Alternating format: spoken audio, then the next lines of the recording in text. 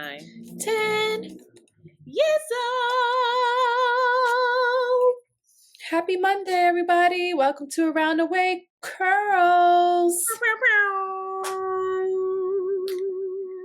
Your girl's very tired.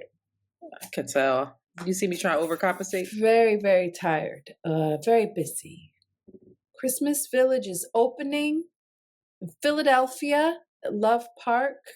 This is when the Sable Collective does a 6-week pop-up, and we basically build a little store and a cabin and lots of moving pieces, but I feel really proud of myself. It's November 16th, and I am doing this 3 years. This is the most prepared that I've been in the 3 years.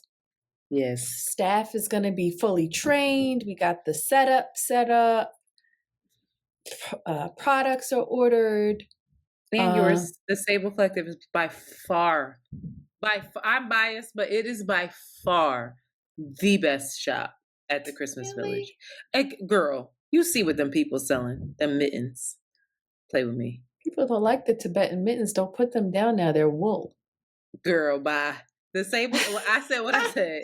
It is the most beautiful shop there. Beautifully curated and the most unique.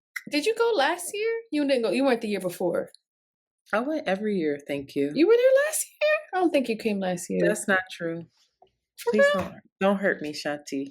Well, this year, hopefully I don't have to work as much, so I can hang out with y'all, which I'm really excited about, which is just like, again, I said it the week before, the growing pains be hurting, but there's still growing pains, and there's still growth, rather. And so I feel proud of myself. I see the missing pieces, but I also see the pieces that are coming together. Remember when you said though earlier and you were like, I don't know, I'm not worried. I'm just disassociated. And I was like, is it because you're more prepared? You were like, maybe. Yeah. I think it's because you are killing it a little bit. I have to figure out this disassociation thing. It's not right word. It's something. We'll get to it. I sent you something. I don't know. You didn't think that was it either. There was fun. No, it's a flavor of it, but there's something else that I don't know if it's a negative thing. I think I'm tired of pathologizing and being like, oh, you fucked up in this way. What flavor of fucked up do I have going on? But anyway, I digress. In doing the Christmas Village, Antoinette, you know, I was working out. I was doing really well with my eating. Like, I was on my Dean. I was doing my shit. Yeah. I fell off doing that. It's okay. Just life shit caused things to shift. And when you work hard, you talked about this before in a past episode, you want to treat yourself. You're like, oh, I just worked all fucking day. I just want some enjoyment. So I've been eating Indian food. I've been eating Asian duck. For whatever reason.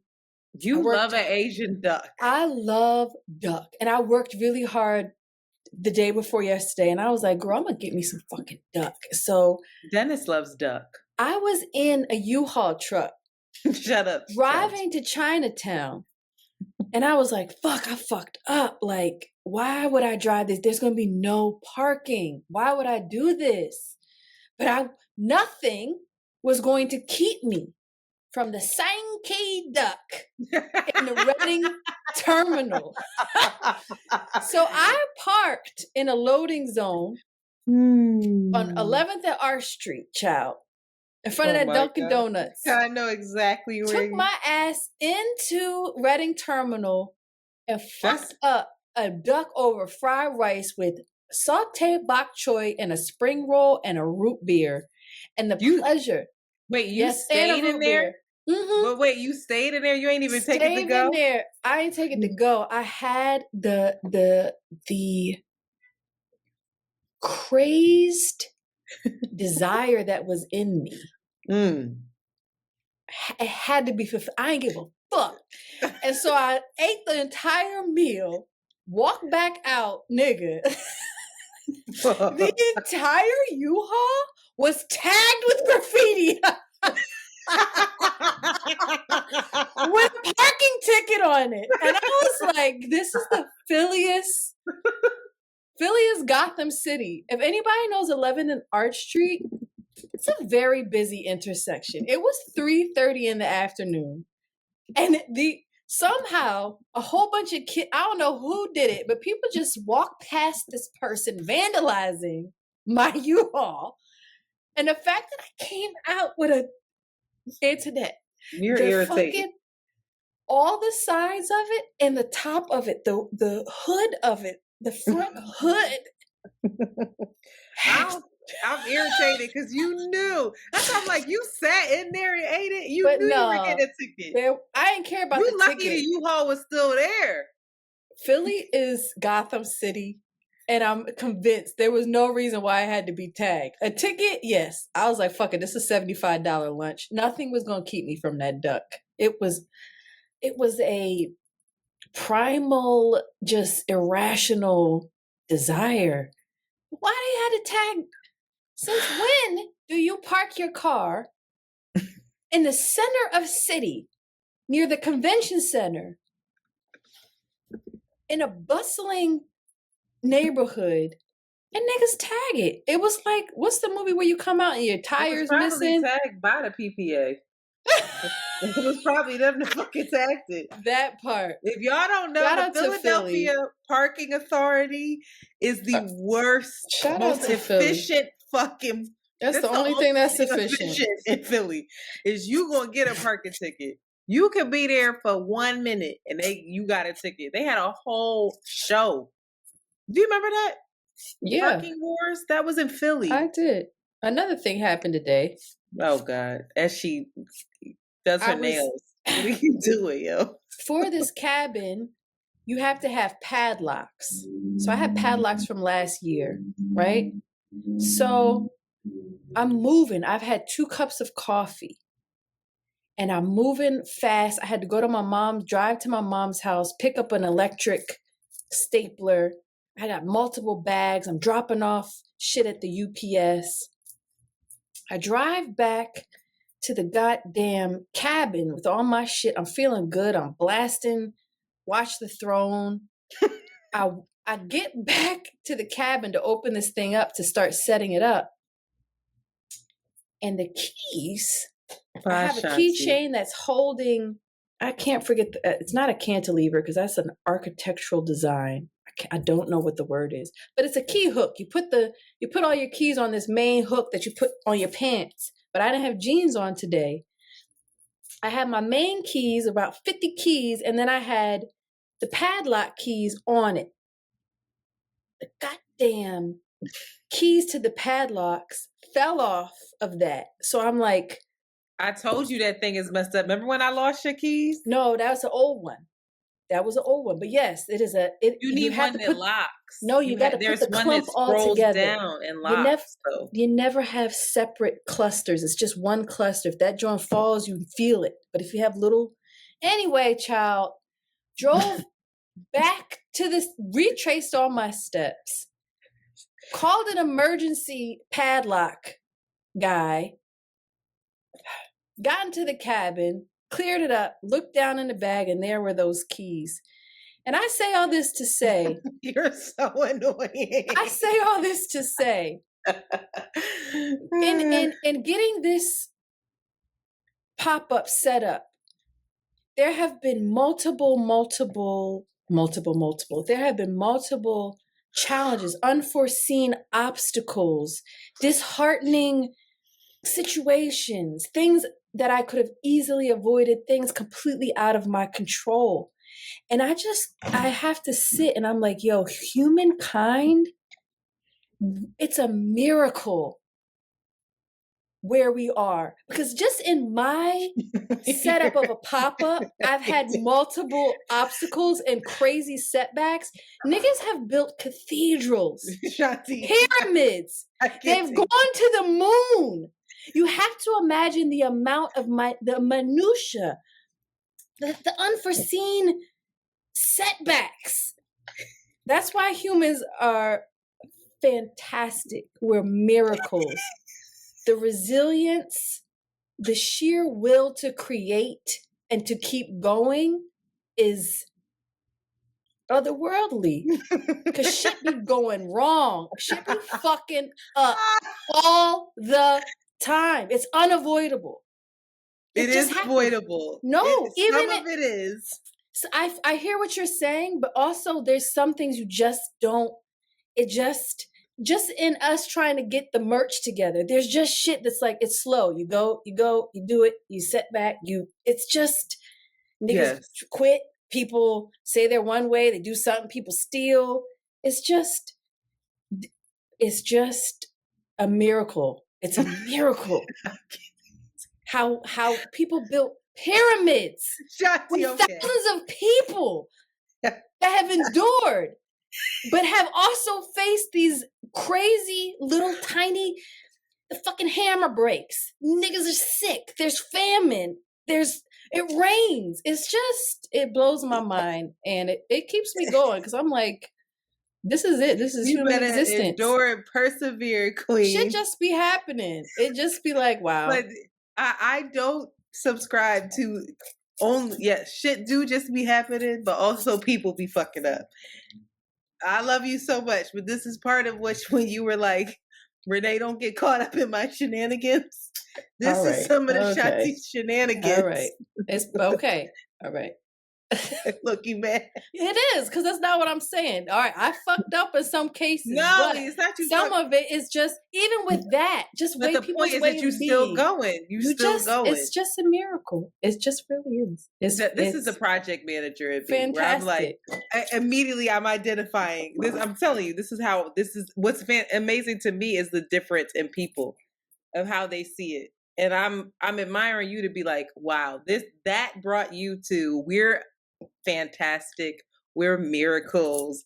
We built pyramids. The humankind is remarkable, right?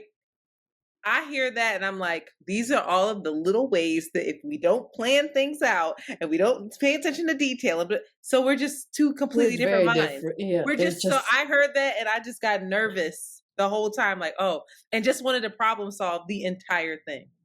Like, oh no, you need this thing. My sister bought it for me. It screws down and it locks. I'm gonna buy you one. I do need one of those things. I'm gonna get you one. But it would get on my nerves because I just gotta put them on because it doesn't actually work because I use that shit on my pants. It screws on your pants. I'm gonna buy you one. I don't like the screwing part. I know exactly what you're talking about. It just would get on my nerves. I know exactly what you're talking about. Okay. I just got to keep the cluster. Right. It has to be one cluster. You can't have two. You have to have. And I should have slowed down. All I had to do was slow down and look. But I got overwhelmed. I had a ticking time. It was a lot of things. The electricity they didn't have on, so I just had the sunlight. I had Joe coming at 4. It was a lot. You got it though. It happened. All right. It happened. We did it. Well, my updates are that I have another Balesa giveaway. So go check that out. Free vibrators, heavily discounted vibrators. I bought 3 as gifts. You are one of the people that are being gifted a vibrator. My favorite. Hey. So you're welcome. But make sure y'all check that out. By the time this comes out on Monday, I think you'll probably, I don't know, hopefully they extend it. They extended it last time. I'm gonna reach out to them. But you should be able to just go to the link in my bio on Instagram and then get your free stuff. So I just wanted to make sure. They're giving out a whole free one? Yeah, you sign up and then you either get a free one or you get like 75% off. Oh, I hit the mic. Literally 75. I got 75% off. And I signed up from a different email so I could buy our thing. Yours and a couple other ones. I know. And these vibrators are like $200. So I'm like, yeah, I'll take that. Interesting marketing campaign. I know. Also, y'all, I'm late to the party. But Spotify, I said last week they doing videos. Apparently I'm late to that. But now they have audiobooks. They have full audiobooks on Spotify if you have a Spotify premium account. This is not a fucking ad. Bro, I am listening to books. And I I'm love being that. selective. I listen to memoirs better than like I can't listen to self-help. I can't do it. I listened to all of Britney. You finished it? I finished it, child. Listen, I am conflicted. I am happy for Britney, but I also hear some stuff in Britney's book where I'm like, She needs somebody watching her. no, I don't think she needs to be in a conservatorship. But first of all, that conservatorship was horrible. And her parents were absolutely just stealing her money. And her father sounds like a horrendous human. But there are some things where I'm like, I don't know if you're looking at this from all sides, Britney. But Michelle Williams does such a good job. And somebody corrected us and said Michelle Williams is not an Oscar winner. And I was shocked. She should have won an Oscar. She should have won an Oscar for Blue Valentine. That's what she should have won for now. But I love that movie. I just watched that again. She was so excellent. She read that book so well, but there was something in Britney, even in her writing, that feels so childlike. Even in the way, and it doesn't feel like, but she's getting to the heart of the matter, but it's just like in her cadence, it sounds like the cadence of like a child. And I just wanted to hold her and hug her. And it bothered me so much listening to it because I just realized and we've talked about this, there's a whole host of people who have no idea that Britney was that girl. Like they have no idea. They're like, she was that fucking girl. It's just wild to me. And the Justin Timberlake stuff in it was very interesting. That wasn't the majority of the book, but Britney suffered. She revealed him, huh? She suffered. And he was young, but here we are.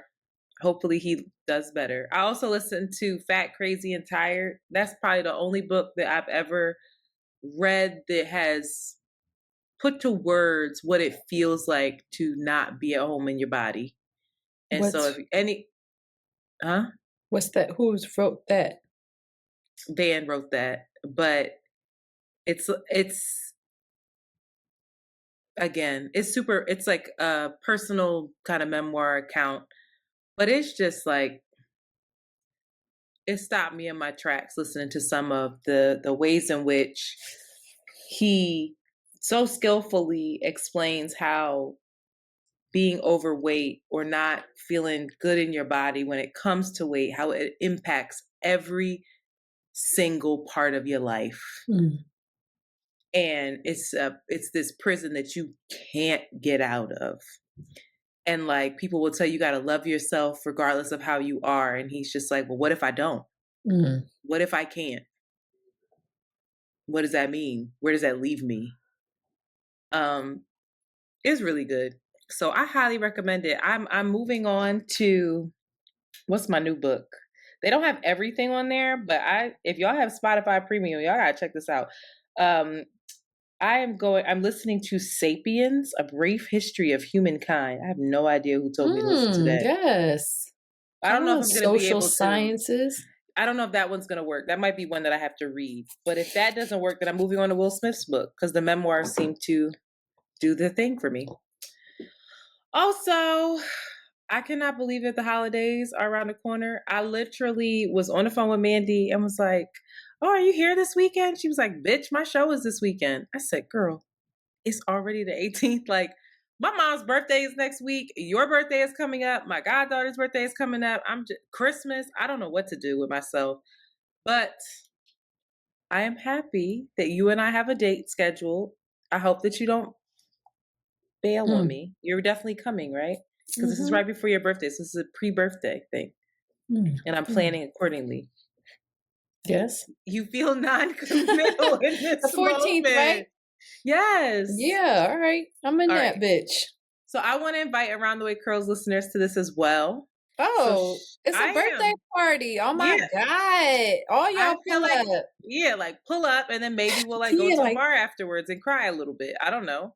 Oh. But I saw this. I saw anything Adrienne Marie Brown does, I'm hype about. But she's in a show and it's called In Love and Struggle, Volume 3. And apparently it's Volume 3?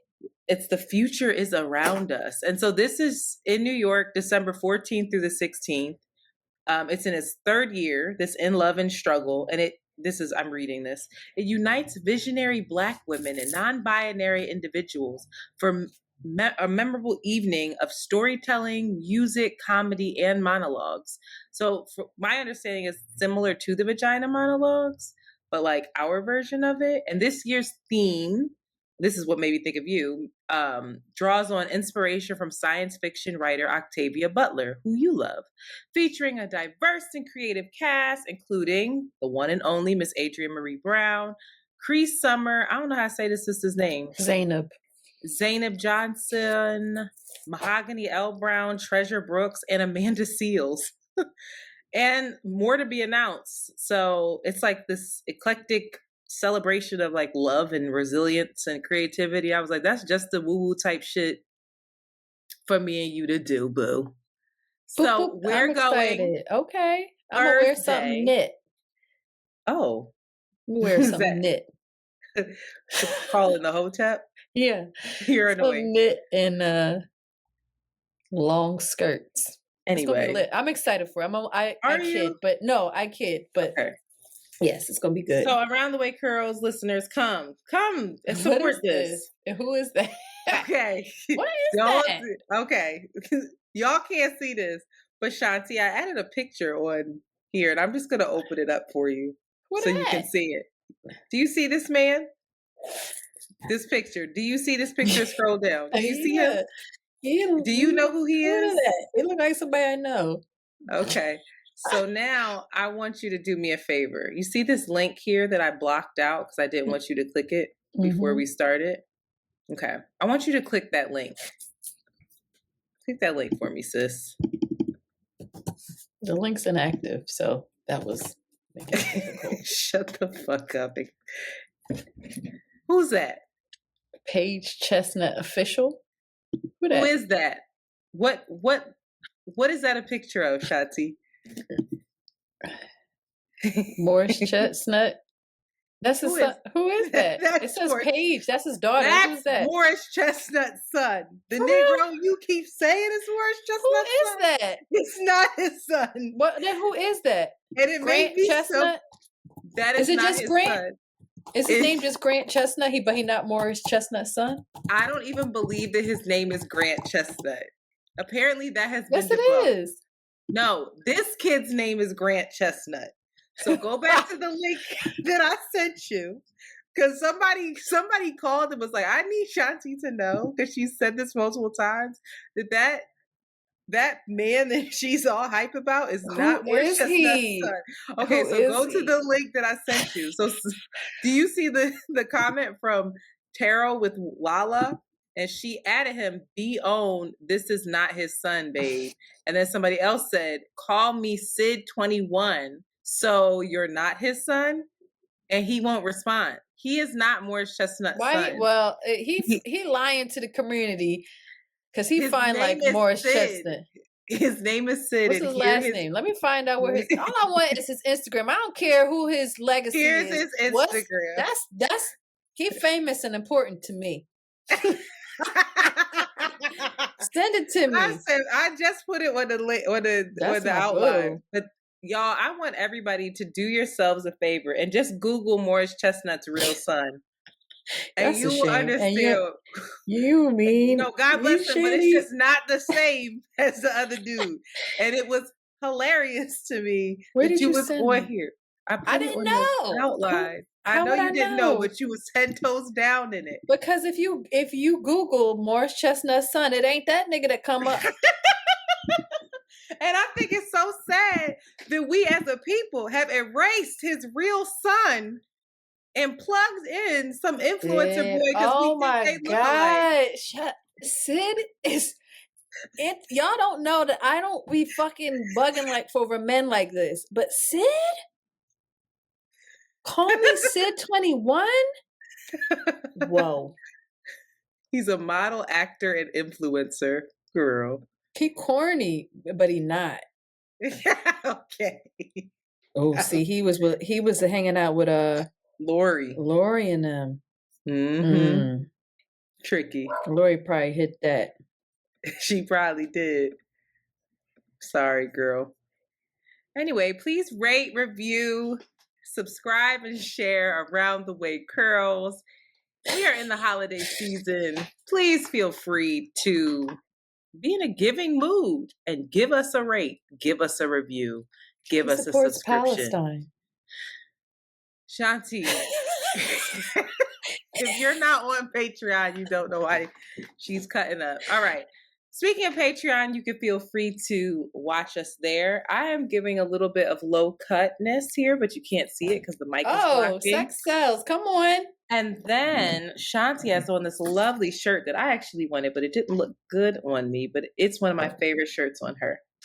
And her hair is in a pretty bun, and her makeup looks really nice. And she looks like she may have found her brown lip, but I can't quite tell because her screen is a little fuzzy. But you can watch us on Patreon for as little as $5, $7. Yes. There's someone doing $8.50. I don't know how you did it, but that's generous. Cool. $10, $1,000, whatever your little heart desires. But shout out to the new patrons, Miss Tiara, Nancy, Sierra, Tonya, Salita, Ebony. Wild Haze is back like she never left. What? Deanie, Sadia. You need to do this. And Amber.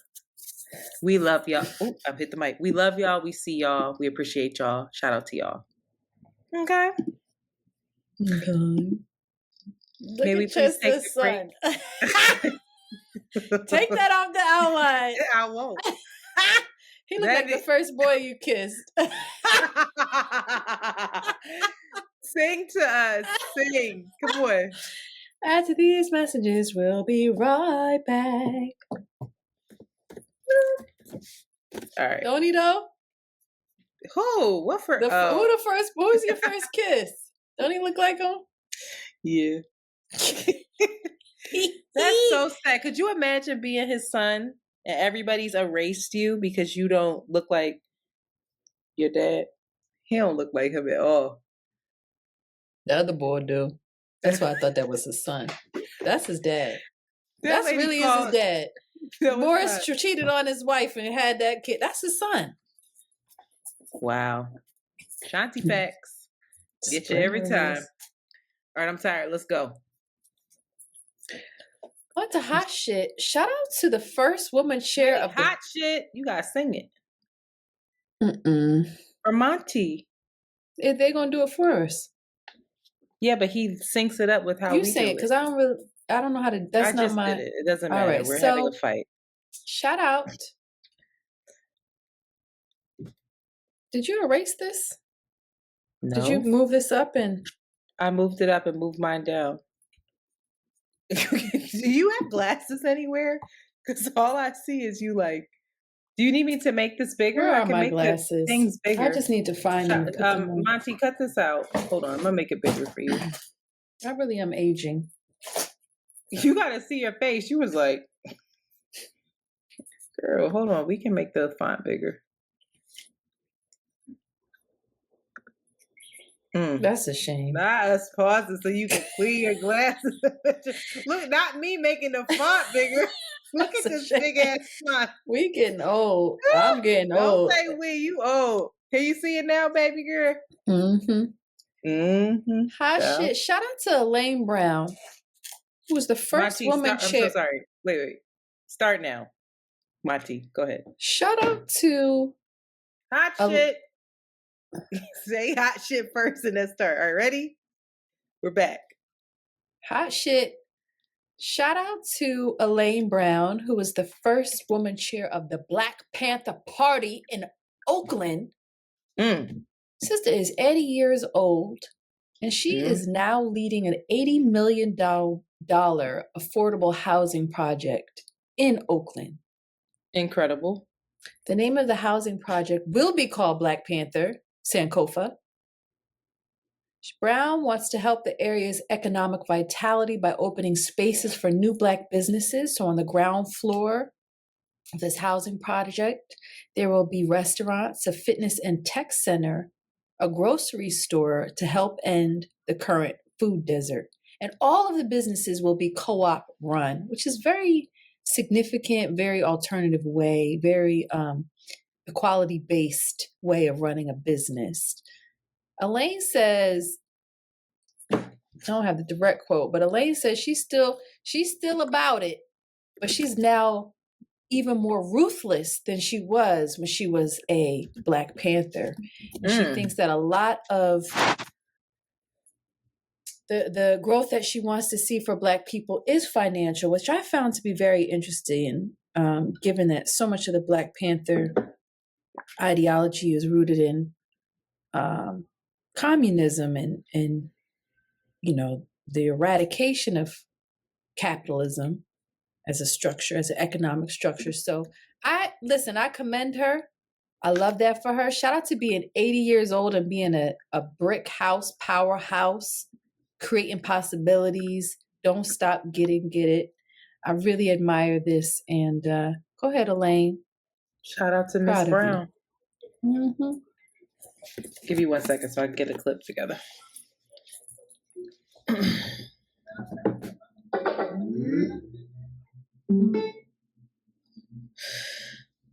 Reading your bio, first of all, 5:30. 5:30.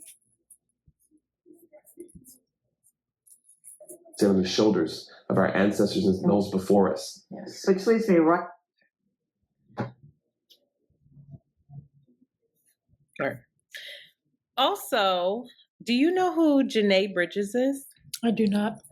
Okay, so this is the geek in me, so allow me to geek out a little bit or whatever.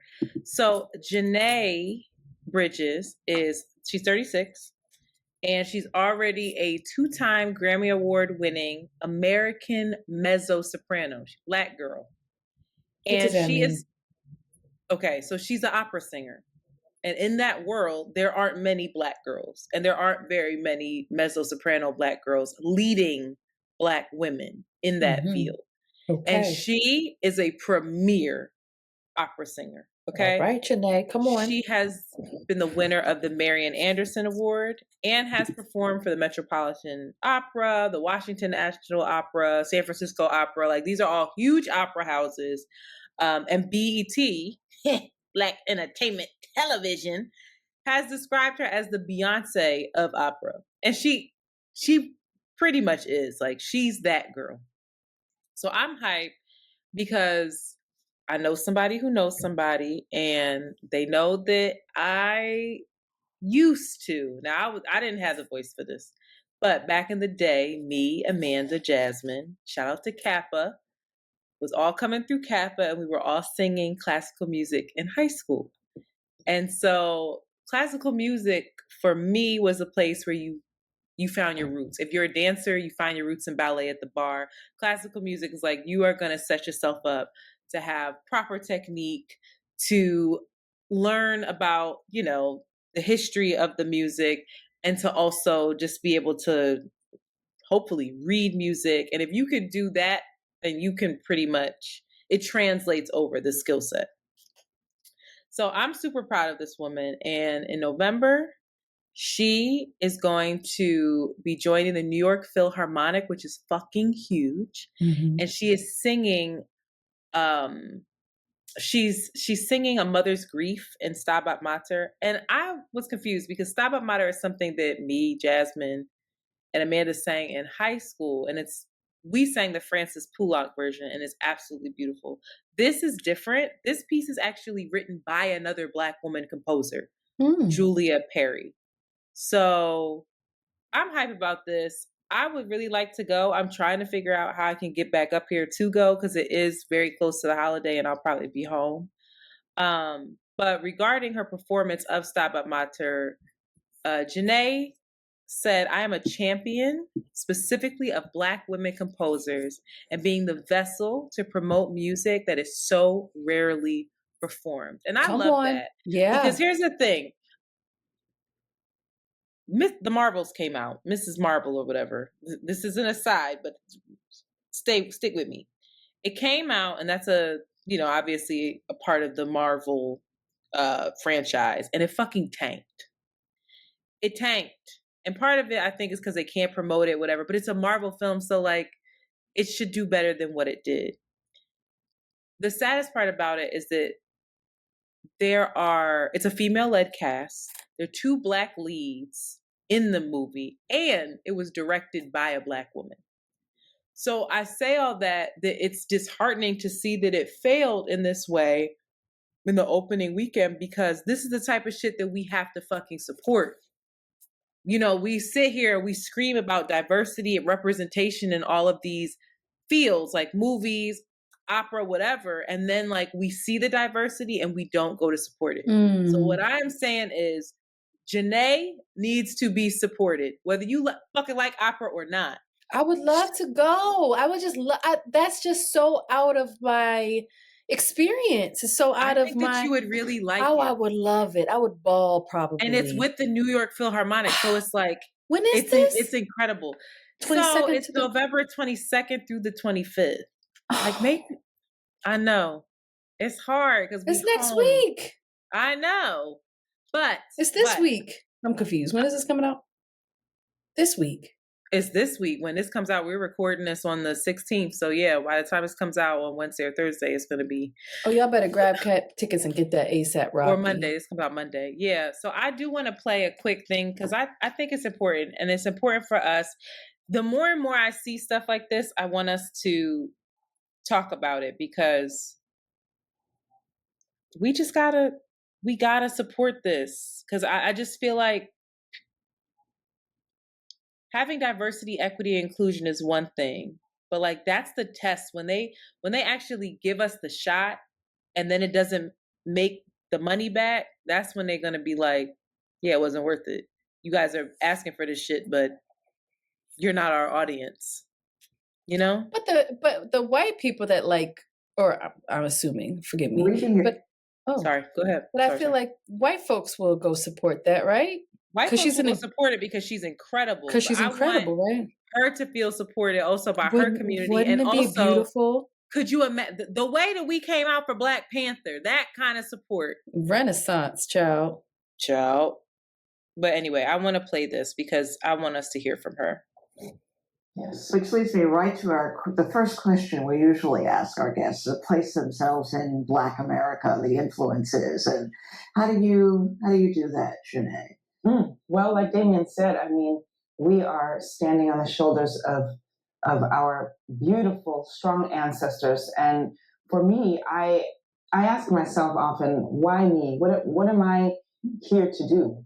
And I've realized that my calling is to use my gift, first of all, but in that to draw people to this art form that has historically been kind of taken away from us. So yeah, I feel in my Blackness, I am just like everybody else. We can do all things and everything, and I am living proof of that.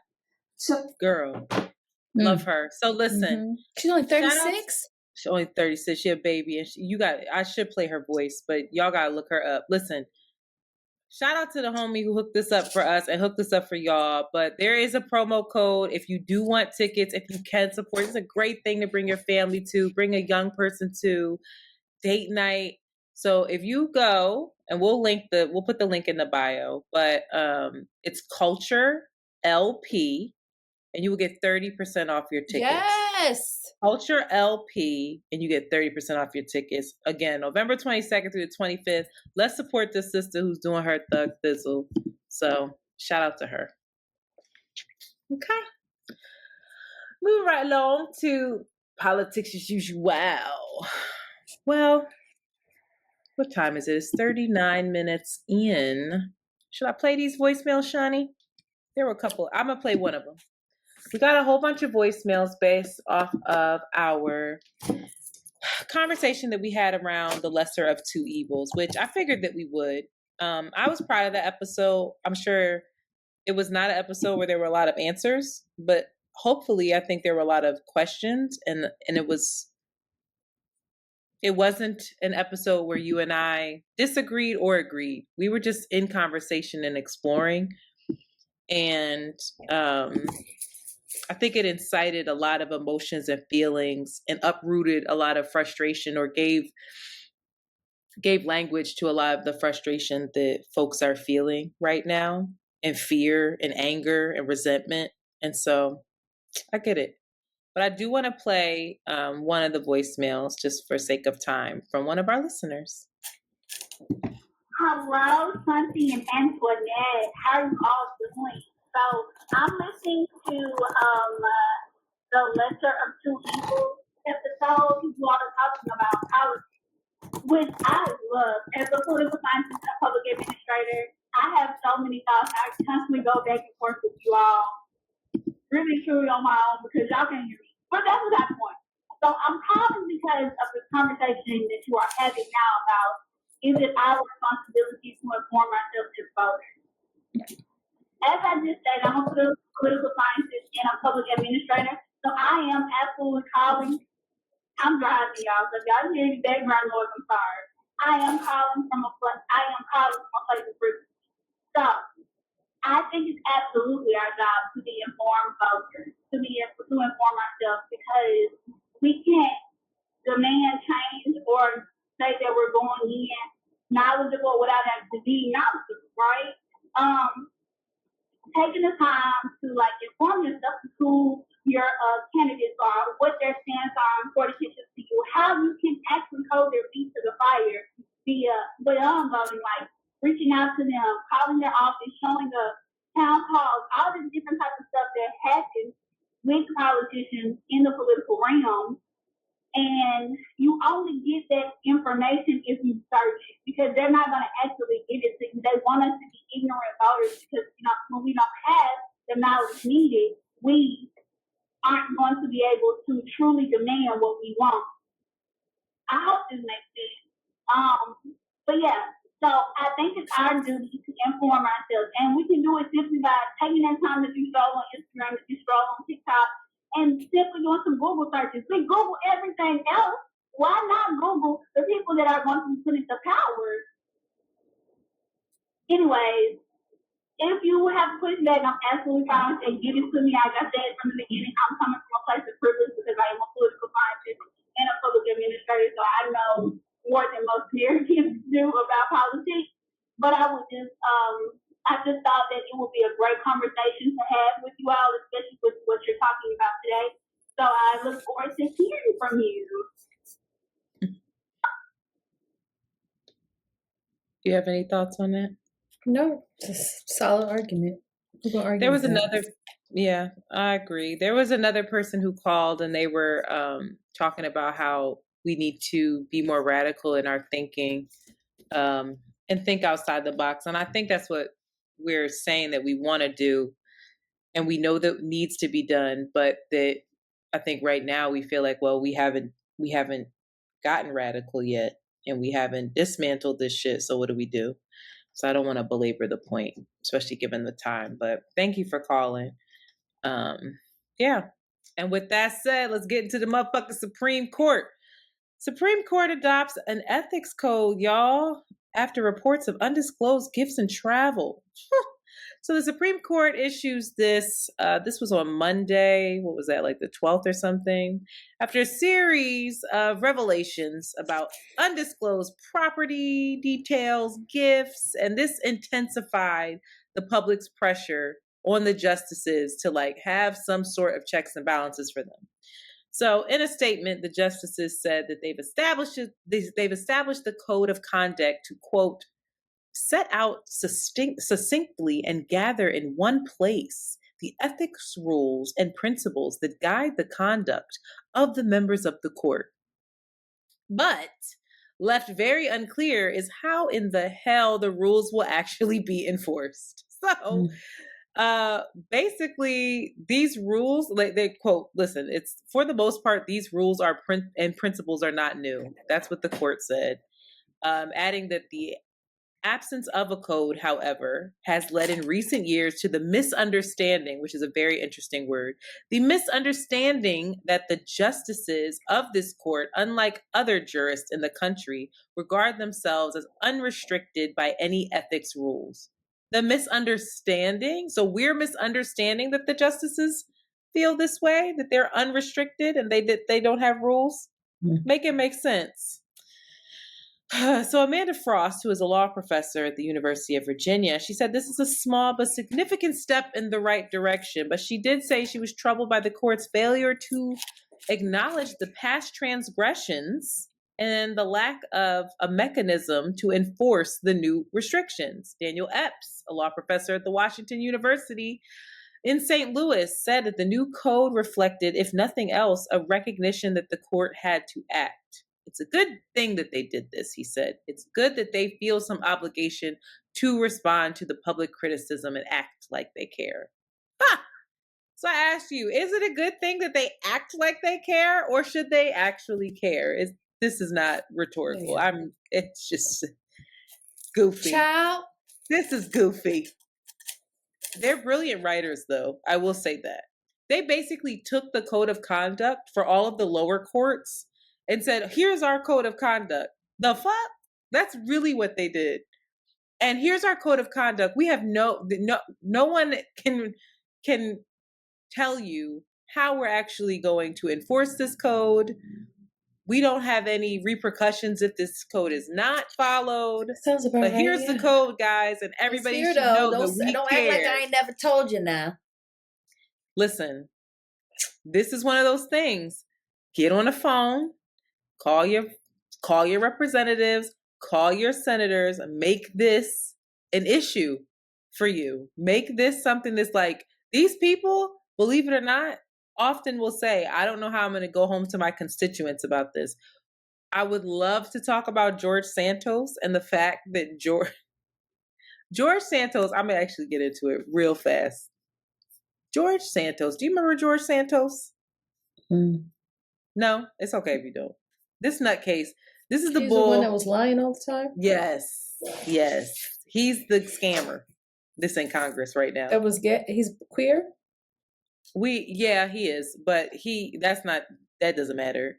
He's just a scammer. I thought he was lying about it, or he was hiding it, or anyway. No, he's not hiding it. So George Santos, you can hear Blues Food. That's she eating early. Is this how early you changed your time? Yeah, she eats at 11 now. Anyway, George Santos has announced that he's not seeking re-election next year. Crazy. Listen to this shit. Following the ethics committee, so they actually have a real ethics committee for the House. The ethics committee basically did an investigation into the campaign fraud and the misuse of his funds, the mishandling of his funds. They found that campaign funds were used to, what is that thing? What is that? I don't know what that is. It's the man if you're listening on to Patreon, us. It's very weird, but what something's happening on Patreon. Anyway, he used campaign funds to pay down his personal credit card bills along with other debt to buy stuff from Hermes. I ain't get no thumbs up, so it's racist over here. I don't know why. I don't know what you're talking about. Come on. To pay down credit card bills and other debt, or to buy stuff from Hermes, Ferragamo, to go on casino trips, OnlyFans account purchases, Sephora, and Botox. So now what's happening is that there's many Republican senators who are like, or no, he's the House. So there's many Republican representatives saying like, yo, I am not going to be able to go back to my base and say that I didn't demand that this dude be recused and leave office. And so now they're facing this thing where they're like, should we kick him out? If we do, our majority in the House is even slimmer. Then you only have like 3 people. So how are you going to get shit passed? So they're dealing with this quandary of like, yo, if we kick him out, then we're a little bit fucked in terms of getting our agenda pushed. But also, how do I go home and explain to these people, yeah, we had to keep a whole scammer in here and a liar? Obstacles and challenges of humanity. Baby. So this is what I'm saying. This is the type of thing Sis told us to be informed. Call your representatives. Tell them you can't come back here without no fucking answers. Okay? You're not going to have a job. I put you in the position that you're in. And I think that so many of them are so comfy because we're so complicit. It's really those local elections that matter so much. Moving right along, child. War narratives. All right, now we moving over. We shifting gears to the Middle East and Palestine and Israel, or what they like to call the war with Hamas and Israel, and they just forget the Palestinian people altogether. But the Al Shifa Hospital has run out of power. As of Monday, I believe that was the 12th, 6 premature babies have died based off the fact that they cannot keep them in their like incubation and keep them warm. By the time this comes out, probably more. With that said, Israeli forces raided the hospital. They called them to let them know, we're coming in there. And they raided the hospital because they believe that underneath the hospital is Hamas's headquarters. Hamas has now, due to the treatment of the hospital, they have stopped all hostage negotiation talks. They are refusing to release any more hostages due to the situation at the hospitals and the bombings around the hospital. There's all this footage of babies in the NICU. They're being kept warm on like these makeshift beds and these huge green hospital gowns that are for adults. Like it's awful, but there literally is no more fuel. Israel, this is the narrative. They're saying that Hamas is blocking aid that they could provide the hospital and fuel that they could provide the hospital because they are hiding behind the suffering of Palestinians, using them as human shields. And they won't just give up the headquarters at the hospital. They're also saying that because Hamas will not release hostages, that they're still, they're going to keep going after them. Israel has offered 300 liters of fuel for the hospital. Palestinian hospital reps have said they need at least 10,000 liters, and that 300 liters is nothing. And they're just like, well, you're going to take what you're going to get, and you're not going to get that until Hamas comes out. Israel is saying that there is no fighting at the hospital at all. There's not been any shootouts. Their understanding of what's going on at the hospital is not the same as many reports. They are saying that the Palestinians that are using the hospital as a safe place to hide, that they can evacuate.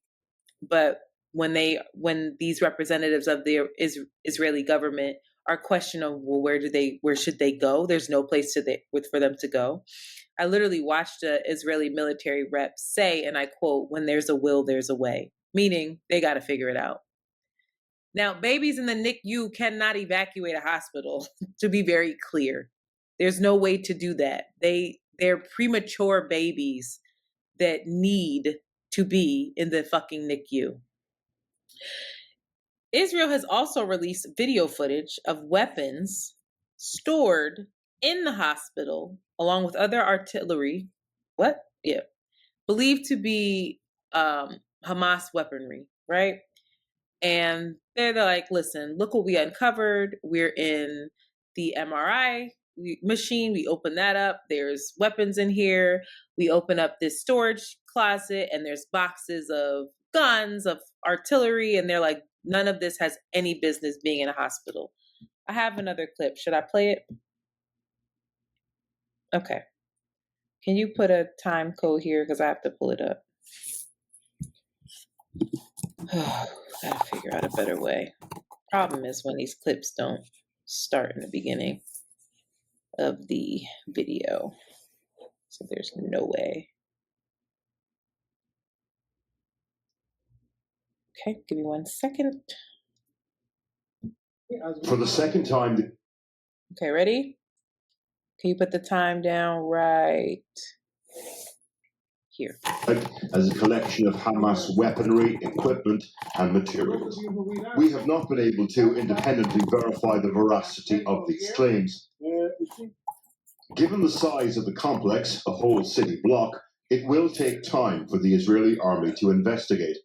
And this, presumably, is what they're looking for. 2 weeks ago, the IDF released a map of the site, which highlighted what they said was Hamas military infrastructure. The IDF said sections of an underground complex were situated beside both outpatients clinics, also under the emergency department, the surgery department, and the internal medicine block. A representative of Hamas, proscribed as a terrorist group by the UK, denied these claims today. All those weapons were not in Shifa. There is no center or control room for Hamas in this hospital. Speaking from Beirut, also ridiculed the 3D simulation presented by the IDF last month.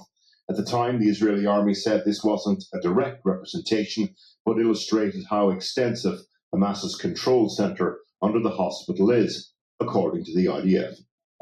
The Israeli army also said today that they'd found data in the hospital linked to hostages taken on the 7th of October. Bring them! So these are the two narratives that you have, that Hamas has this huge headquarters underneath this hospital, that they're finding information to back this up. This has not, again, been independently verified by anyone else, because no one else can get into the hospital. And so that brings, criticism of Hamas, obviously, that, I heard some interesting, and that clip was from Channel 4, but I heard some criticism on Channel 4 that was interesting, where they were talking about how, Hamas, it is believed that Hamas was planning the attack on October 7th for 2 years. And in that 2 years, they never made any effort to build any bomb shelters or prepare Gaza for a war to protect Palestinians, for a war that they knew would come after that attack. And some people believe that this is Hamas's strategy, that the more civilian Palestinian deaths and casualties that are caused by the Israeli government, the more support Palestine and Palestinians will receive globally.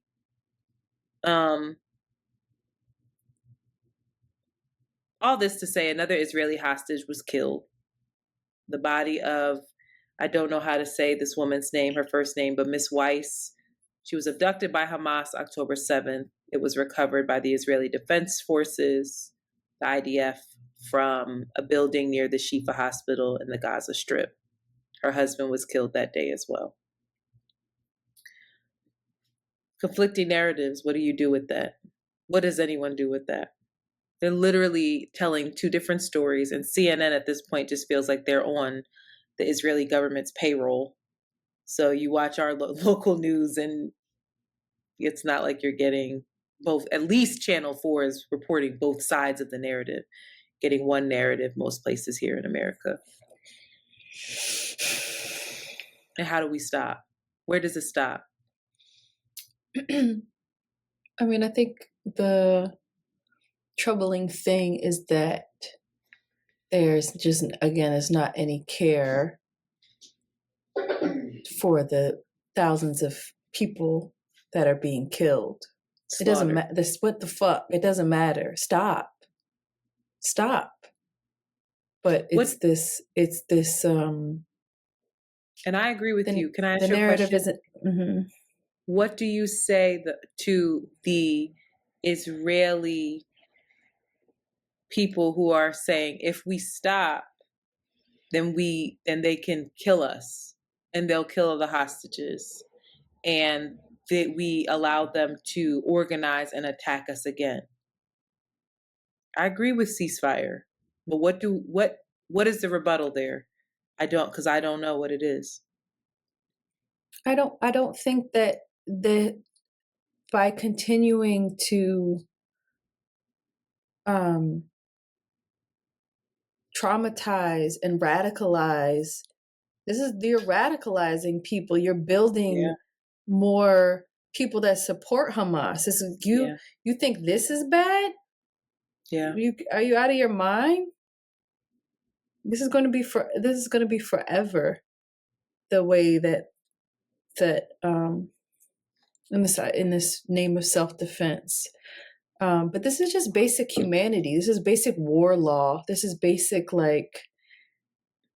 You don't Yeah. bring a gun to a knife fight. This is basically like this is how we fight. This is the standard. International laws prohibit attacks on any medical facility unless you have information that without a shadow of a doubt, you know that your target is in there, which I think is a very interesting. Which could be, which again is subject to just the storytelling. Mm-hmm. The storytelling. Again, I think so much is muddied by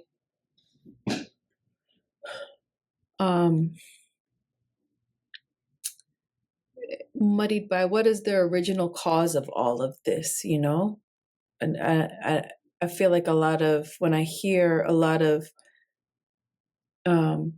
Israeli folks defending the actions of their government, it is all about their defense. It's all about never again.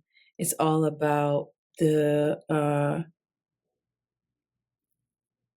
protecting themselves from Hamas, and Hamas being this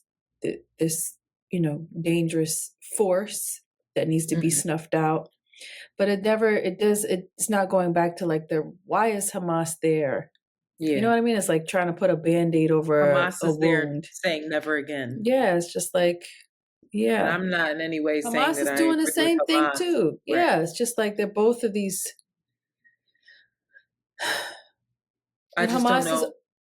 I don't. What's the end?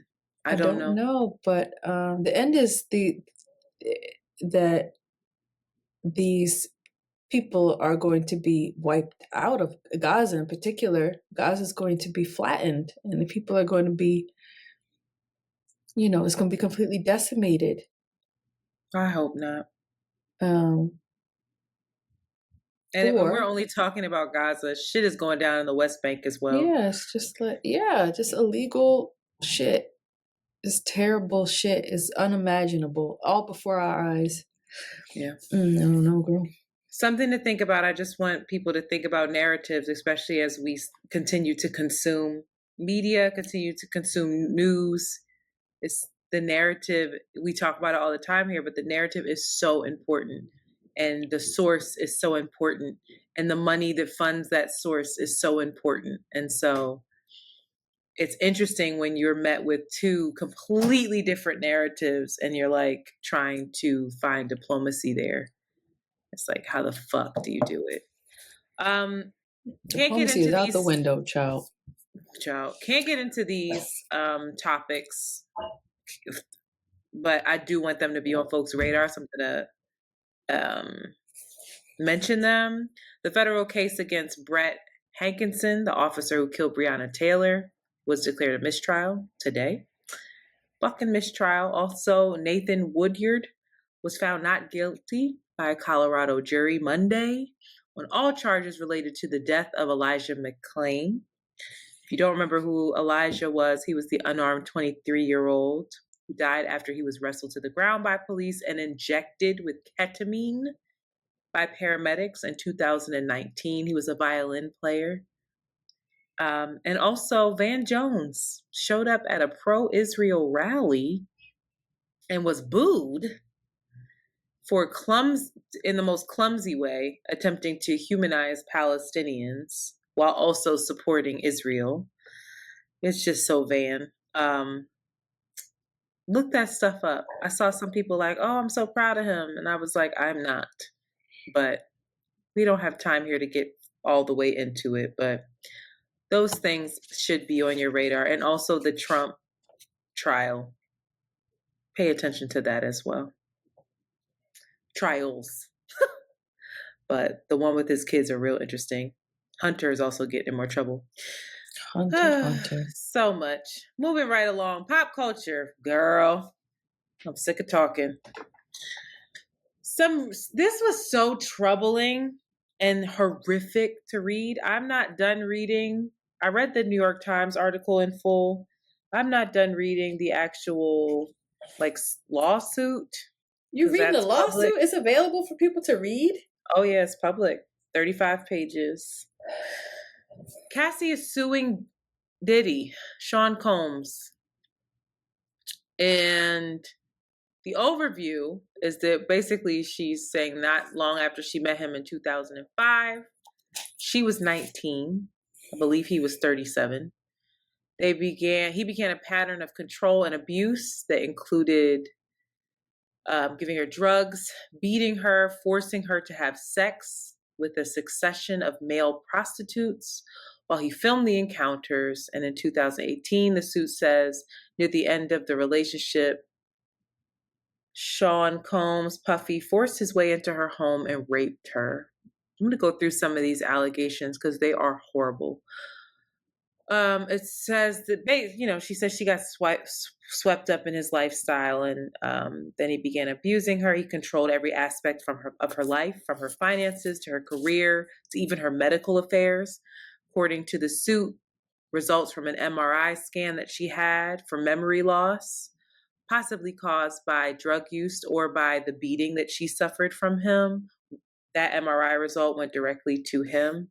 That he had physically assaulted her multiple times and then showered her with gifts after, and constantly reminded her of his ability to cause her serious harm, whether it be to her reputation or physically. Physically, one of the ways that he manipulated her and intimidated her was by forcing her to carry his gun around, and by blowing up the car of a musician, Kid Cudi, who was interested in her at the time. It says that he gave her copious amounts of drugs, including ecstasy, ketamine, and urged her to take them. And he would often become violent with her. She feared that if she left him, that he would hurt her more. One incident in Los Angeles says that he became enraged when he saw Cassie talking to another talent agent. He pushed her into a vehicle, kicked her repeatedly in the face, making her bleed. Then threw her up in a hospital room to recuperate for a week. And when she asked to go home to her parents, he refused. She said that he would isolate her from her entire support network. He also grew angry in 2012 because there were times when they would break up and she would get away, and he would send his cronies to come find her or manipulate her or harass her, and that she had grown close with Kid Cudi. And he said that he would blow up the rapper's car. And around that time, the suit says that Kid Cudi's car exploded in his driveway. And through a spokesperson, Kid Cudi confirmed the account and said, this is all true. The voyeurism shit is awful. I'm going to read it. He coerced her to engaging in a fantasy of his where she was directed to have sex with a succession of male prostitutes. Puff would watch and masturbate, take videos and pictures while this happened. He called these encounters freak-offs, which involve costumes like masquerades and masks. This continued for years, taking place in high-end hotels all across the United States. And he would actually have Cassie search websites of escort service to choose the male workers. During the freak-off in Los Angeles hotel in 2006, Puff was intoxicated and punched Cassie in the face, giving her a black eye. He fell asleep. She tried to leave the room, but then he woke up. He followed her into the hallway, where he threw a glass vase at her, shattering glass throughout the corridor. The hotel security cameras captured the incident, but the suit says Puff paid the hotel $50,000 for the footage. Drugs were supplied at all of these events. He also saved the videos and forced her to watch them. I don't even want to keep reading this shit, if I'm being completely honest. It's just gross. It just keeps getting worse. But the 2018 thing is really upsetting, that they met for dinner and he forced himself into her apartment and raped her after she repeatedly said no and tried to push him away. After that was when she said she left him for good. The suit accuses Puff of sexual battery, sexual assault, human sex trafficking because this happened in multiple states. It's very important to also note that Cassie's doing this now because the sexual assault the Adult Survivors Act, which is a New York law that allows people who say they were victims of sexual abuse to file civil suits after the statute of limitations has expired. So you can, basically it's saying, fuck the statute of limitations, you can still file civil suits. And this law is about to end. And so she got ahead of it. This is her quote: with the expiration of New York's Adult Survivors Act fast approaching, it became clear that this was an opportunity to speak up about the trauma I've experienced and that I have been recovering from that I will be recovering from for the rest of my life. These are all accusations at this time. Diddy's response through a lawyer was Mr. Combs vehemently denies these offensive and outrageous allegations. For the past 6 months, Mr. Combs has been subjected to Miss Ventura's, that's Cassie's last name, persistent demand of $30 million, under the threat of writing a damaging book about their relationship, which was unequivocally rejected as blatant blackmail. Despite withdrawing her initial threat, Ms. Ventura has now resorted to filing a lawsuit riddled with baseless and outrageous lies, aiming to tarnish Mr. Combs' reputation and seeking a payday. Now, Cassie's lawyer responded to that and said Mr. Combs ordered Miss Ventura, I can't read today. Mr. Combs offered Miss Ventura 8 figures to silence her and prevent the filing of this lawsuit. She rejected his efforts. Thoughts? Woo! Thoughts? What? I have some. But I'm gonna let you go. I'm not surprised. I mean, this is awful. I don't remember the account, but somebody publicly was talking about Cassie and Diddy, and I think it was a woman, and she was saying that she was out with them and Diddy saw somebody with shaved hair on the side and turned to Cassie and was like, "You're going to get that," or like, "You should do that." Something she was trying to say in their interaction was like a power play, was like this Power controlling. Dynamic. You remember who that was? I thought it was a man. I remember it. But that came out. So like, I'm not in any way surprised. I think there's been many rumors around Diddy's power plays and his somewhat sadistic. The man don't got a good reputation.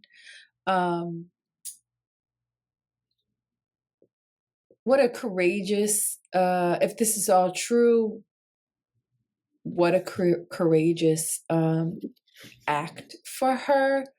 Yeah. And I've just been thinking about, how, because it's happened so long ago, how the vindication or justice happens to be monetary, but also it's like his reputation, like it's very important that this is public in a way. It's terrible, it's awful, but how important it is that it's made public, more importantly than the money that she receives. Because I think reputation is everything. Like, his business is so involved with his reputation. His power is so involved with his reputation. And we've watched so many men be deflated, rightfully so, and to be publicly held accountable and to lose. They end up losing, and Diddy deserves to lose if this is true. Yeah. And what a sick being for him to be talking this love stuff. Yeah. And for her to see this and to hold this in for so many people who know him. And that's a lot of, like, so many people know him. So many people know what happened. So many people know all the things that happened, because this ain't, she's probably not the only, who's going to come out now? Like the floodgates may open. or not, but who knows what is going to come out from this, and who knows who's been knowing. So many people have been knowing. So many people. I don't know. I hate it, but I also love when we get a peek behind the veil and just realize these reminders. There's so much of what we think is real and is important and is power is attached to some things we can't even imagine, some dark stuff. Yeah. I immediately thought about Diddy reassigning all of the music publishing rights to like his old bad boy artists not that long ago, but it was contingent on them signing a new NDA. So it's like, interesting. If he wanted to, if he knew this was coming and he was fighting this while he's doing this whole love thing and he's got his lawyers probably threatening her and this and that, he's like, let me get ahead of this shit so she cannot corroborate this with anybody else. And it's interesting that Audrey O'Day was someone who's been outspoken, and she's not your ideal witness by any means, but she's someone who's been outspoken about, like, you know, Puff is fucked up and his day is coming because my ears are to the ground and y'all don't know what's coming, but it's coming. And like, who's all Audrey of this. O'Day? She was in Danity Kane. She was the main white girl. Oh, the main white girl. Mm-hmm. Dawn Richard from Danity Kane, the girl who could sing. She tweeted that she was praying for Cassie's healing, and I think that speaks volumes. She didn't say shit about Puff. She said, I hope for Cassie and her family. She says, I've been trying to tell y'all about Diddy. Mm-hmm. So I think, one, it makes me think about the statute of limitations, which I just don't believe they should exist. This should not just be a civil suit. Like, if he did this, there should not be a time in which he should not have to have accountability for it, not just financially and with reputation. If he did this, he needs to serve fucking time. Word. And I have such an issue with survivors of sexual assault. Obviously, it's personal for me, but there should never be a time where I finally speak up and say what the fuck happened to me, and you tell me, sorry, that was so long ago. And I think it's put into place because they give people this idea around the statute of limitations that they could have changed, but it's only around, like, you really only hear about it when it comes to sexual assault. Interesting. Yeah. And it's like, it's not for like murder. I don't know. I don't think so. I think if you murder somebody, you have to look that up while we talking.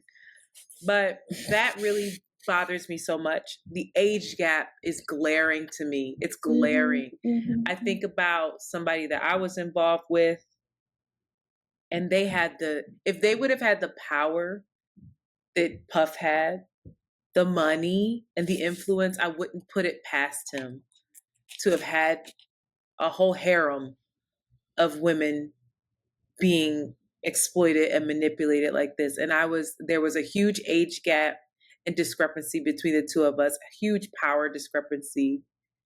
And it makes me so fucking angry. And it makes me so sad. It just makes me so fucking sad for her.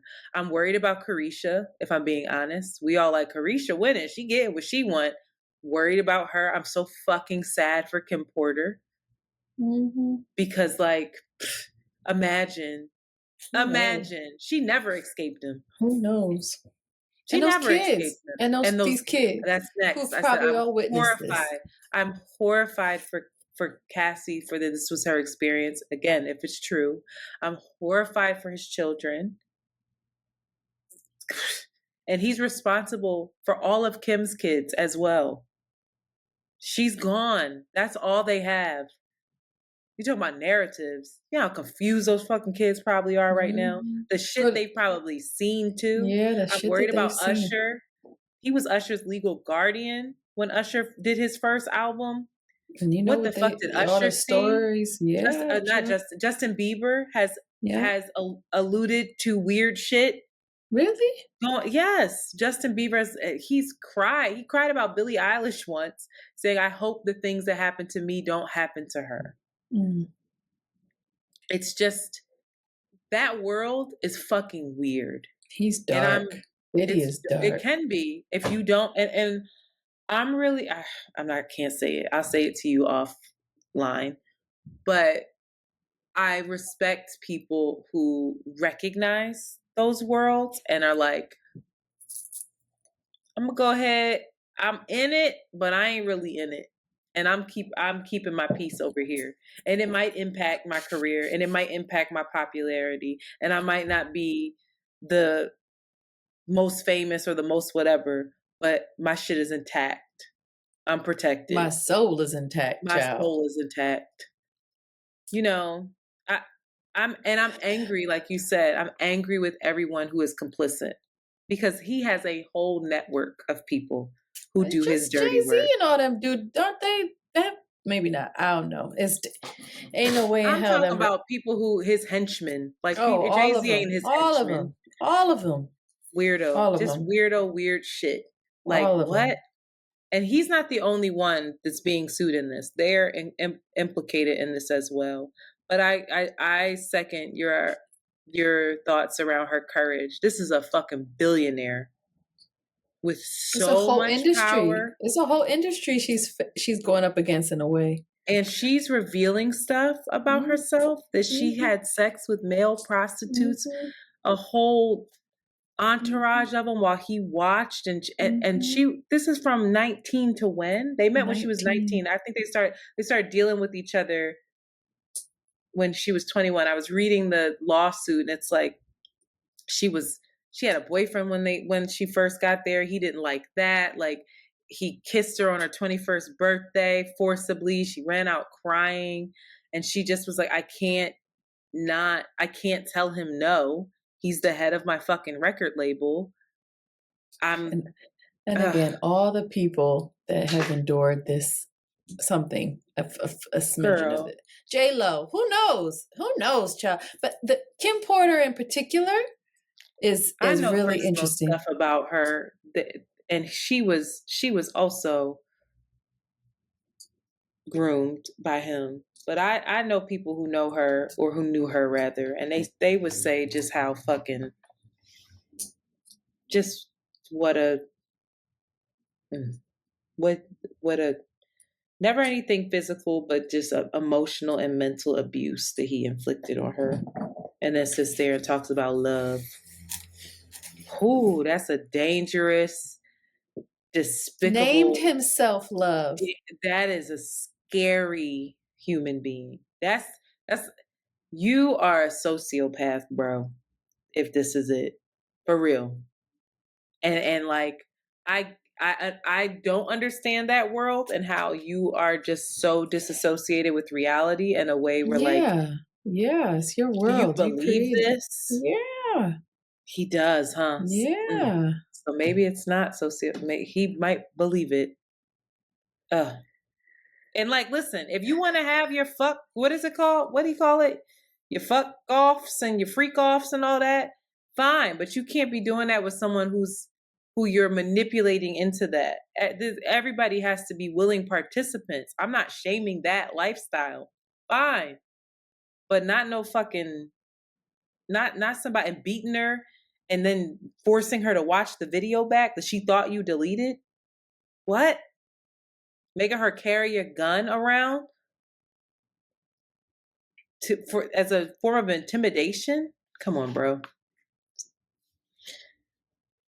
I hope he get everything he deserved. And I'm not usually like this, but I read that and I believed every fucking word she said.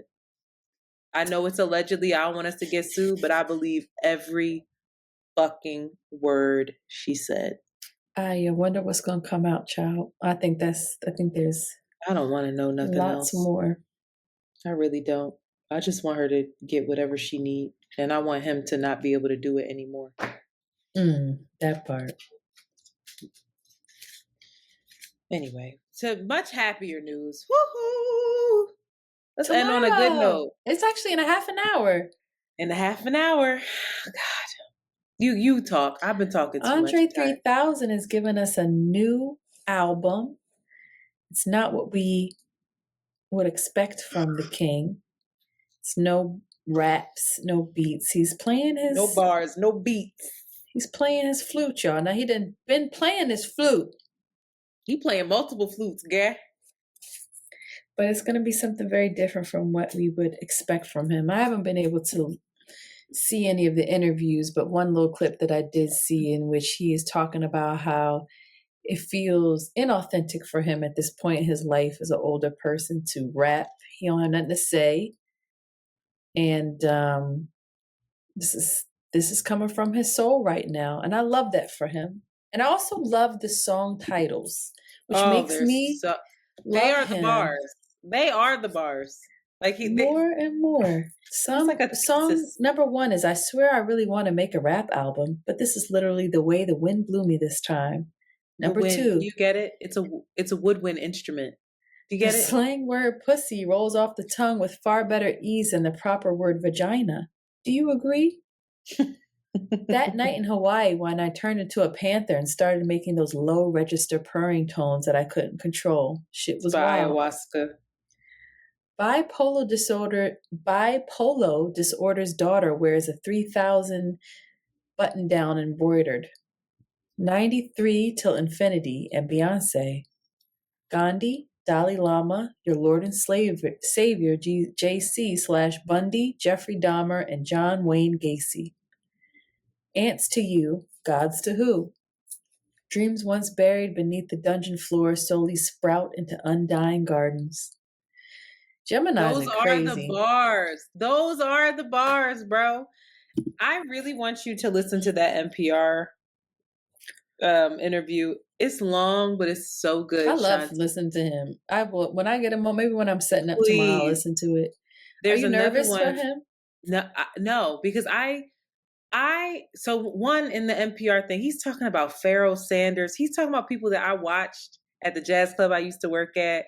They're like, I'm like, oh, you're in it. He's talking about, these people were the innovators. These people were like, we think that we are freestyling and we're so fucking rebellious. These people took classical music and started trading bars literally back and forth and doing improvisation. Like these were the cats. And and he's talking about it where he's excited.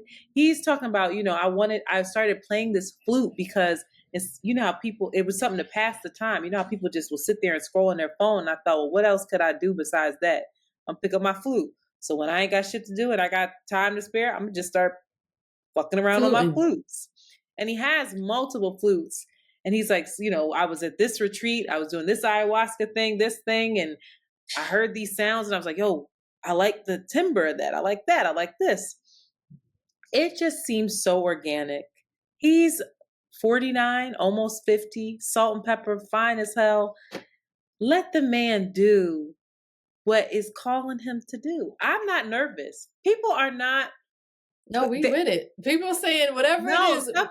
Some people are saying that. I don't believe. There's a lot of people that are clowning him too. Like, bro, are you like? People were like, oh, we getting a 3 Stacks album, and then I saw them saying like, you heard that it's an instrumental album, right? That it's not bars, and it's like I'm literally crying right now. What the fuck, bro? So like I see that too. I think some people are gonna say that it's cool just because like Tyler the Creator said, like, you don't even fucking know. Like you people will say who's your favorite rapper and y'all are saying people that you don't even fucking know. You ain't never heard, but everybody's you just know that's what you're supposed to say. He's like, some people are just gonna be like, yeah, so cool. Andre's so like what an artist, and you don't get it and you don't like it and you don't have to like it, and that's okay. And if I don't like it, that's okay. But I'm hyped to hear it. I've heard he put out some little clips on like a little GQ advertisement. And I was like, I'm loving this. I can so see myself high as shit in here and just with the Sonos on, surround sound, sitting on his couch, vibing out. I love you to do that. I love it. I love that you're like, this is a lesson. You have this on the outline. This is a lesson on doing what you feel and what's in alignment with you versus what's expected of you. And the freedom that he has as an artist to explore that. I'm happy for him. I'm envious of it because obviously, if he was broke, he would need a rap album. Okay, Yeah. you feel me? Like, Maybe. nigga, you would put these bars down real quick. Why? Okay? Why do you think that? Why is that not possible? Why can't you be in a line? Why? Why is that your Capitalism. go-to? Because capitalism. I mean, I feel like there's a lot of artists. I won't say everyone, but there's a lot of artists who are like, I gotta do what the fuck is about to sell. I gotta. They make that choice. Yeah, I guess so. They do. I think he has. I think what has terrified him is that he has always done what he felt, or has always been very creative, and gotten so much attention. Not creative, but he's always done what he felt. You know what I mean? I don't think he, or he's been very scared of that trap of I have to do this. I'm going to make music because I have to do it. And I don't think if you listen to the interviews, he doesn't sound scared of that at all. No, that's what I'm saying. Well, he stopped. He refuses. He literally refuses to make music just because he has to. But it's not. It's not even a fear of his, because it's not even a thought. He's like, no, I just gotta do what comes up in me. What comes up for me. And that's what's so incredible. Is like the guy was asking, like, well, are you nervous about this? And he was like, nah, like I'm more nervous to have to try to do something that don't feel right. Like I could get in the booth, I could spit some bars, but I'm like, this shit ain't really flowing. Like I realize I hear the age in me when I'm rapping, where it's like, my flow, the beats that I'm choosing, I guess that's what I'm saying, is that I think that is the greatest lesson in it. I don't know if the pressure of money, I don't know if it's just a circumstance for him versus that's just that's his way of being. And if that's not, and that there's many people that may have that way of being as well.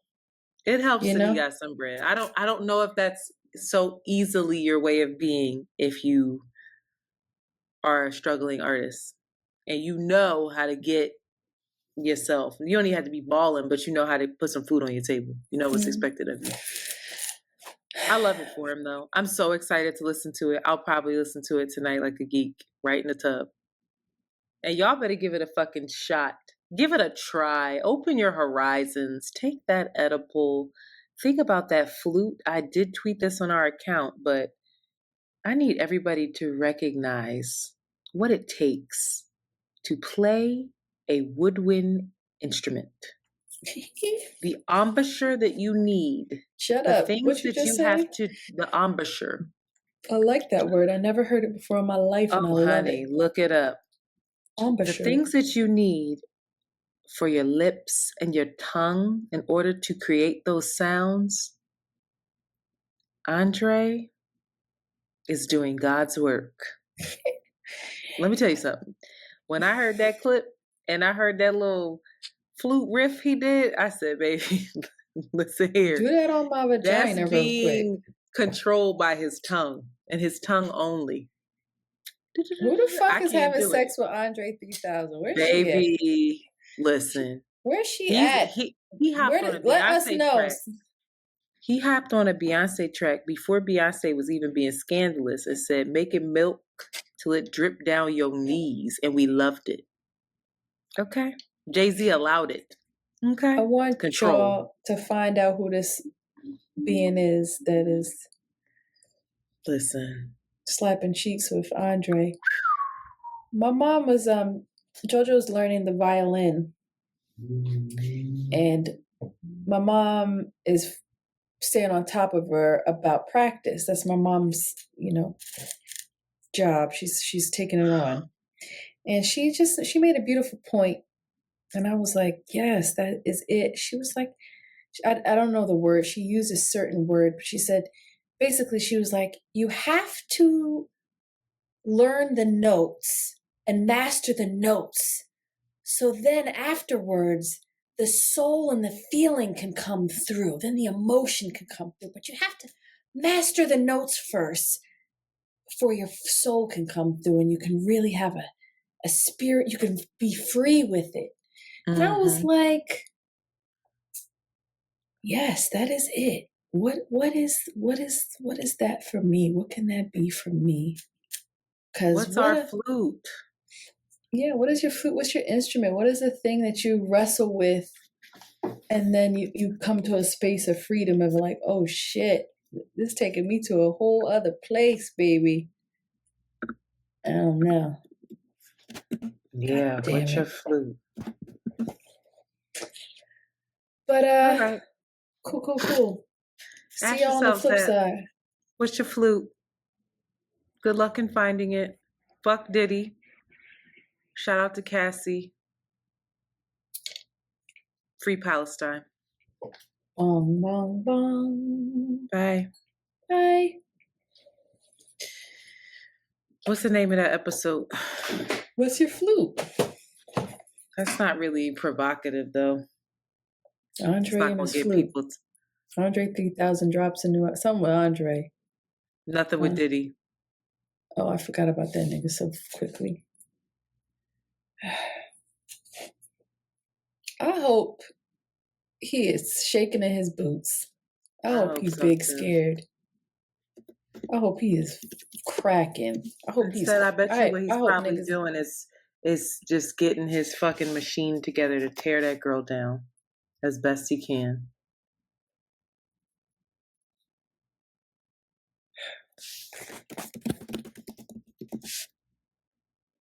That's crazy.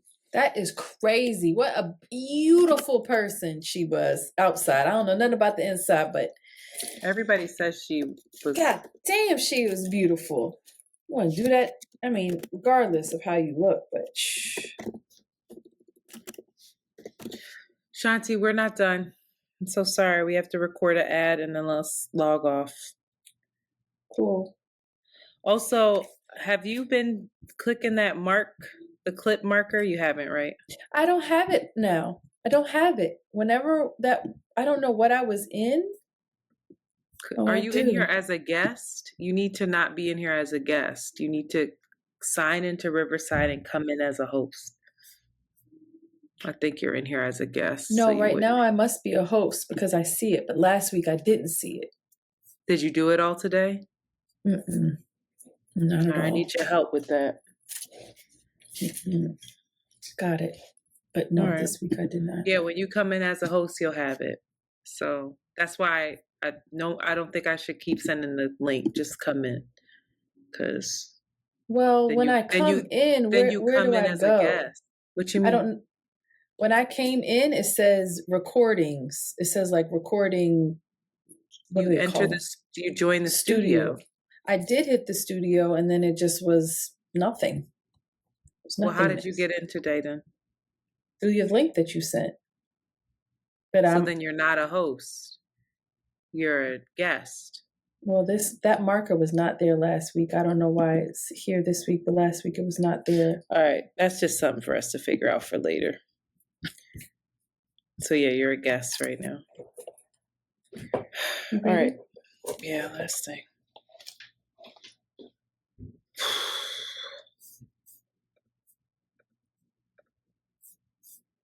And you're going to do the other one, right? I'm blinking. As am I. All right. Okay. 1, 2, 3, press. All right, y'all. If you're not listening to See the Thing Is, hosted by our girls, Bridget and Mandy B, with guest appearances by me, then what are you? Oh, you didn't finish. I know I didn't finish the statement. I didn't finish the statement writing. All right, ready? Y'all, if you're not listening to See the Thing Is, hosted by our girls, Bridget and Mandy B, with guest appearances by me, then what are you doing, child? Come on, multiple podcasts. Big shout out to the ladies over at See the Thing Is. Every week, Bridget and Mandy B offer grown, honest, and slightly toxic perspectives on all things music, pop culture, and of course, dating and relationships. And see, the thing is, it's perfect for the girlies like us who unfollow the shade room, no shade, and who don't often follow pop culture too closely, but we still want to stay in the know and keep our ears to the ground and be with the young people. Well, you know, I'm stuck in the 99 and the 2000s, so shout out to them for keeping us in the know. But here we say duality is a thing. Well, girl, you know I'm stuck in the 99 and 2000s, so shout out to them for keeping us in the know.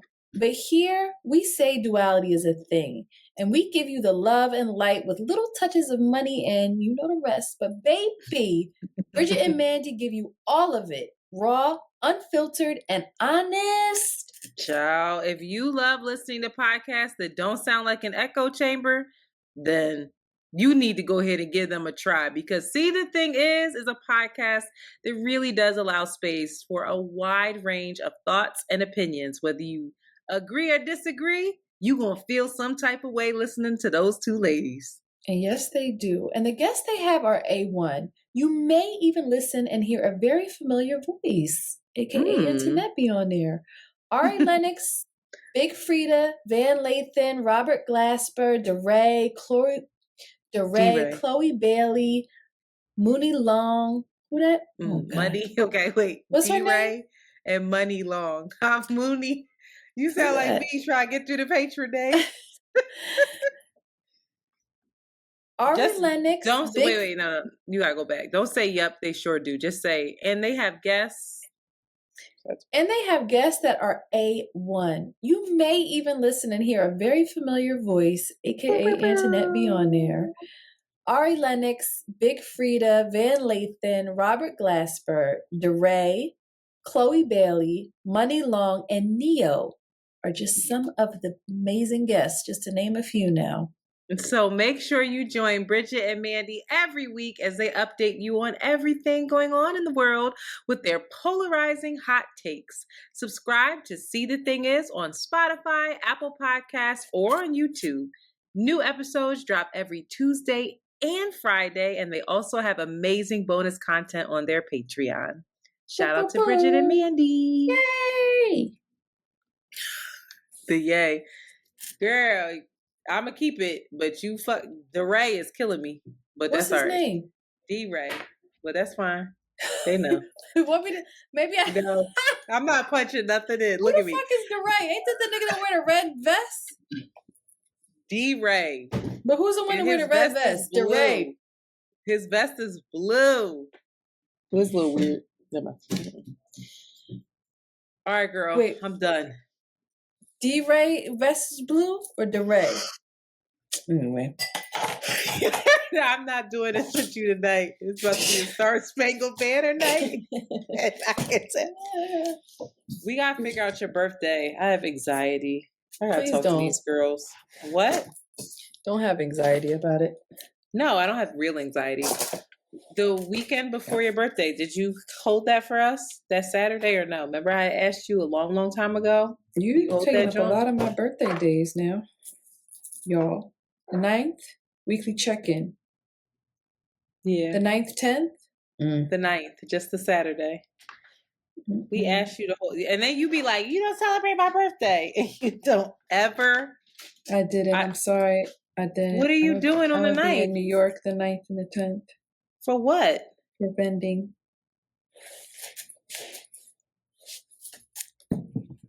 That's a shame. It's okay. You'll be in New York the 9th and the 10th? Mm-hmm. Are you staying here? Or are you staying in some Airbnb or something with your staff? Mm. And you got to vend early on a Sunday, so you can't even go out on a Saturday? She can vend, possibly. But the 9th, I definitely got to be there and set up and make sure it's good. What time are you done? It's from 12 to 6, 12 to 5. Girl. Well, that knocks out. Jasmine had a whole plan. She had a whole idea. It's still possible. How is it still possible? She ain't coming up here. Deborah ain't leaving the house. I'm worried about her. We got to realize it's the first holiday season without her mom. And I texted her about that and she ignored it. But then she responded to other stuff. So I'm like, all right, she just don't want to talk about that.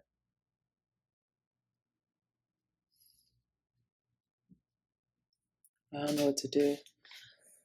Well, we'll figure it out. I'll text them and say that you didn't hold the date. We had a whole outing. Where was gonna take me? Because I can't tell you because we might still try to pull it off. So can't do that. And you always gotta try to control stuff.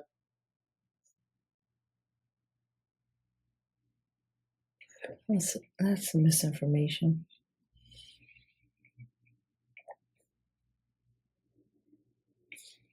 All right, y'all, I gotta go. I'll talk to you tomorrow, okay? Yeah. Bye.